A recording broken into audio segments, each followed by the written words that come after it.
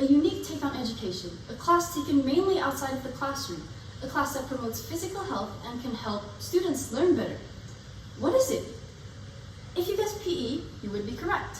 PE, short for physical education, is a subject that provides education designed to help students develop motor skills, knowledge, and behaviors for physical activity and fitness. In this day and age, where schools are academically rigorous to get their students into selective colleges, physical education is usually overshadowed by other subjects, such as math, biology, physics, chemistry, and etc. So that begs the question, why is PE included in the school curriculum? To answer that question, we must first realize that the people attending schools are humans, living creatures with one thing to help us go, which is health. Physical education is essential to developing good habits and improving health. To measure our members' physical prowess, on 20 September, 2 November, and 9 November, we conducted 4 tests consisting of an aerobic sprint of 400 meters, sit-up, back-up, and skipping. Before the exercise, a stopwatch is prepared to measure the time taken to complete the 400-meter run and limit the time taken to do sit-ups, back-ups, and skips. During the process, we first stretch our bodies from head to toe. Afterward, we get our hearts pumping by conducting a light jog around the field. This must be done so oxygen flows through our body, making the body energized. Then, we do each exercise. Finally, we cool down. Obstacles that we faced during the process overall included we weren't used to doing the exercise, so it was quite shocking for all of us. For the whole 400-meter run, we found it difficult to turn sharply, so we found that widening our approach angle to turn made it much easier. Turns out, humans are similar to cars in that sense. While skipping, the rope would usually get tied up. While doing sit-ups and back-ups, we found our core muscles weren't strong enough to endure the exercise due to lack of training beforehand.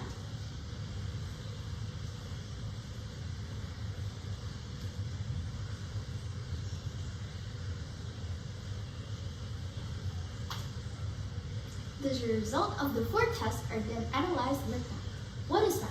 According to Oxford Languages, mathematics is the abstract science of number, quantity, and space. Contrary to popular belief, mathematics is not only about numbers, formulas, and shapes, but also about problem solving, abstract reasoning, and pattern recognition. It provides a framework that understands and manipulates quantitative information, which is essential in many real-world situations. By studying mathematics, students develop critical thinking skills and learn how to approach complex situations systematically. Mathematics plays a crucial role in various fields and industries. For example, engineers. Engineers use mathematical principles to design and construct buildings, bridges, and other structures. Financial analysts. Financial analysts rely on mathematical models to predict market trends and make investment decisions. Meanwhile, data scientists use mathematical algorithms to analyze large data sets and extract insights. By including mathematics in the school curriculum, students are well prepared for the skills and knowledge they have to excel in a variety of fields. Data presentation is the process of visually representing collected data to effectively present information to an audience. To collect the data, we got into pairs and counted each other's amount of backups being done in 30 seconds. To represent the group data we collected, we used a histogram with the spool of backups presented in the x-axis and frequency being presented in the y-axis. Meanwhile, to represent the single data, we used a bar chart. Using some formulas, we then compiled and analyzed all the data collected in order to make the histogram. We counted each of them manually and using each of their formulas and used Microsoft Excel as a software to check the frequency of the data. For backups, our group has a mean of 284/3, a modus of 100, a median of 94, a variety of 200/9, and a standard deviation of the root of 200/9. which shows that out of the 4 exercises, backups are the second least mastered exercise in our group. For skipping, 5 out of 6 of our group members achieved the highest score of 100, while 1 of our group members achieved a 98. In contrast, we had more variety for sit-ups. The highest score we achieved is a 96 and the lowest score is a 76. Lastly, for running 400 meters, one of our group members was able to achieve the highest score of 100, while the rest had an average score of a 95.2, with the lowest being a 94. Throughout the process, we had difficulty finding the group distribution data frequency. There was an incompatibility in the result we got by using the formula. As the result was different from how it was supposed to be, we had trouble finding the class size.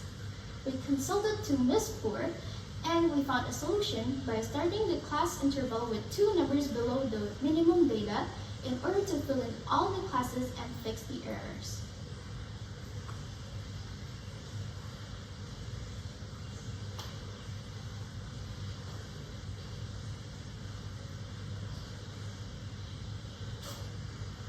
Thank you, Paula. Before we start off, let me tell you a fact about my friend here.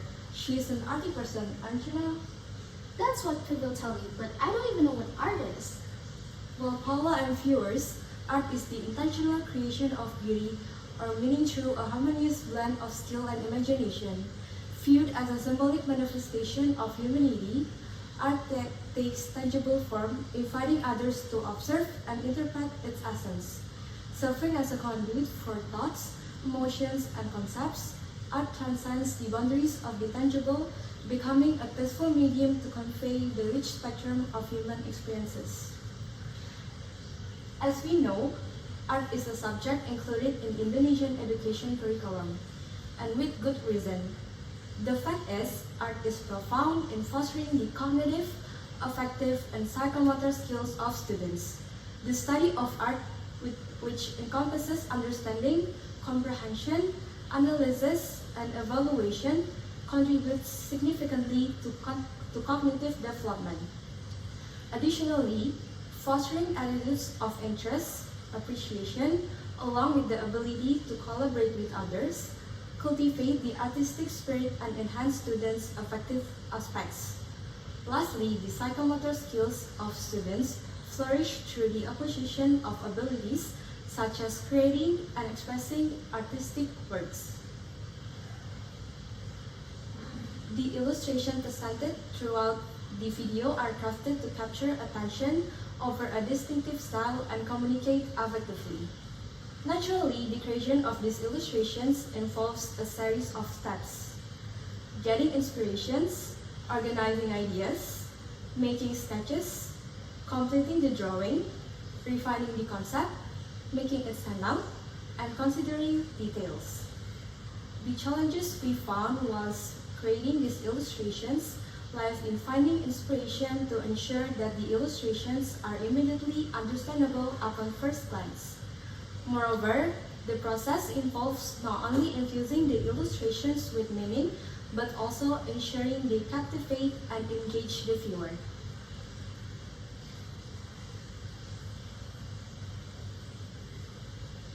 Now, from the explanation we mentioned before, we know why it is important to include physical education in the school curriculum. For students to excel at school, they need to have a healthy body as well as a healthy soul. Exercise plays a big role in both fields. Most people think of exercise only as an exhausting, heavy, and hardworking activity, though it can't be denied that exercise offers abundant benefits. While it requires a lot of consistency and persistence, regular physical exercise helps us to keep our organs functioning well, prevents us from life-altering diseases, gives us more energy to carry out our daily activities, keeps us fit in our favorite clothes, and even makes us happier by releasing dopamine hormones. As students, doing daily exercise actually has a good impact on our academic performance. In his book, Dr. John J. Reddy, a Harvard Medical School's Associate Clinical Professor of Psychiatry, writes that exercise improves learning on 3 levels. First, it optimizes the mindset to increase motivation, alertness, and attention. Second, it gets nerve cells ready and stimulates them to attach to each other, which is the cellular basis for logging in new information. And third, it stimulates the hippocampus to produce new nerve cells from stem cells. In conclusion, exercise helps students to improve their concentration and better absorb information. But the thing is, if it isn't done properly, exercise won't benefit people as much as it could. Due to that reason, exercise should be done in the correct order. In general, there are 3 parts when exercising: warm-up, main exercise, and cool-down. Warm-up is a set of general movements or stretching that is done at the beginning to prepare the body for the next high-intensity main exercise. The main exercise is the core movements of the exercise, which lasts the longest. While each part has its own importance, most people are likely to skip the last part, cooling down. Cool down is a set of movements that is kind of similar to warm-up, but the function is to relax our muscles from the main exercises and slow down our heart rate and breathing. A lot of people tend to immediately sit down or even lie on the ground because feeling tiresome after doing the main exercise. This may cause dizziness due to the sudden drop of heart rate and blood pressure, which we wouldn't wish to experience. That's why today we're going to explain in more details the effects of cooling down on our body.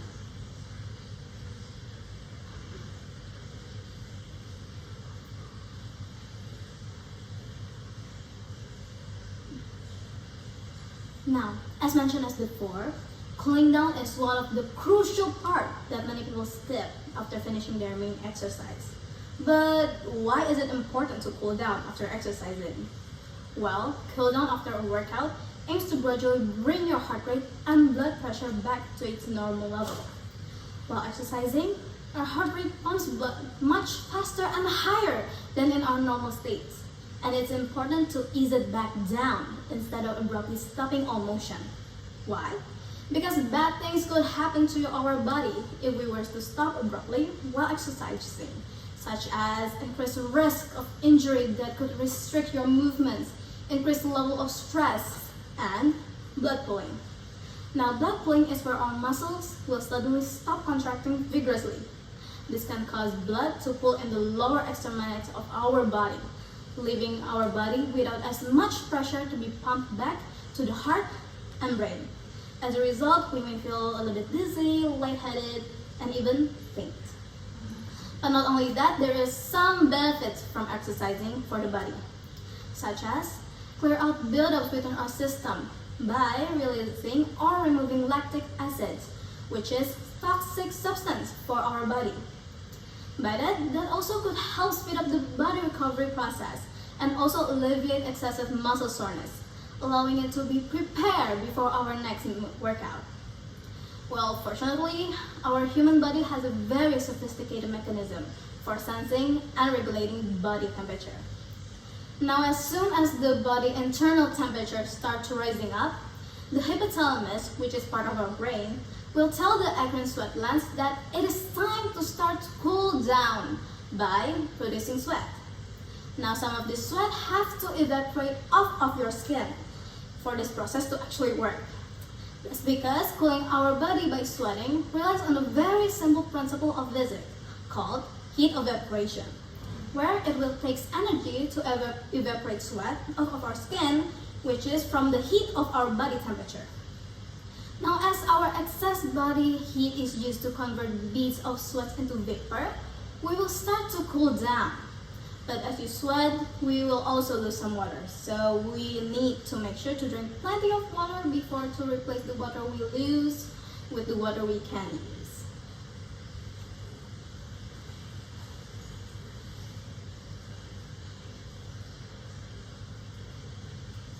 Okay, so as Alena and Evelyn have said before, if we suddenly stop exercising without a proper cool down, there's a risk that the blood will pool in the muscles that were being worked on, which can lead to dizziness or fainting. This means failing to cool down properly can leave our muscles in a vulnerable state, increasing the risk of strains, sprains, and other injuries. Some people may experience a drop in blood pressure after intense exercise, a condition known as post-exercise hypotension. While it may be tempting to skip the cool down and move on with our lives, doing so can compromise your body's abilities to recover effectively and increase the risk of various negative outcomes. That's why it is important to cool down properly. Then, how do we cool down correctly? There are gentle movements like walking, stretching, and also rehydrating. Are some examples of the cooling down. Following having exercise, slowly reduce your heart rate with a light walk.